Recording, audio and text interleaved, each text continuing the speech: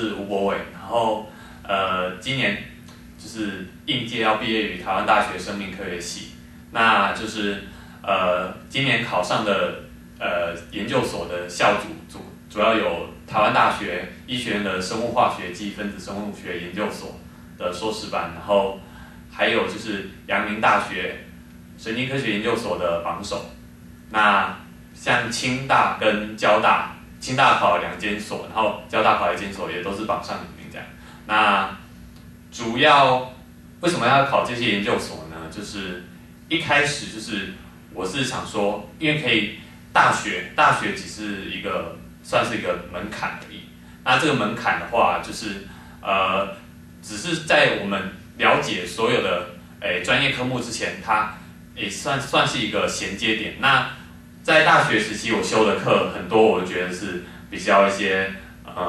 基础，然后一些比较浮泛。那就是我希望可以透过研究所这一块补足一些，就是从基础到临床，因为我是学医学院的嘛，从基础到临床，甚至可以转到一些，比如说像更商业化的一些地方。那我觉得研究所的硕士班算是一个衔接，更重要的衔接点这样。那基于本目标，所以就选择考取研究所。那就是在补习的部分呢，我是补高玉老师开的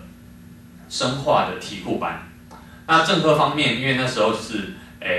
起步的，就是知道这个讯息比较晚一点，所以就是没有补正科生化跟分身。那我主要是补题库班跟之后生化的复试专班，因为就是要考试的话，那复试其实也是占蛮重要的一块这样子。那就是高玉老师上课的特色呢，主要是正课的方面我不知道，可是题库班的话，老师讲解的速度其实还蛮快的。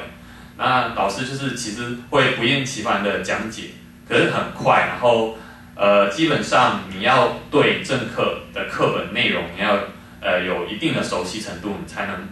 立即作为吸收。要不然如果你正课没有修好的话，那题库班其实会蛮辛苦的。那就是老师讲解很清晰，然后也是有条不紊，然后就是其实几乎很多考试的面向都涵盖到这样子。然后个人准备的方法呢，就是因为其实之前大学有修过生化跟分身，所以说其实有一些基础。然后再来就是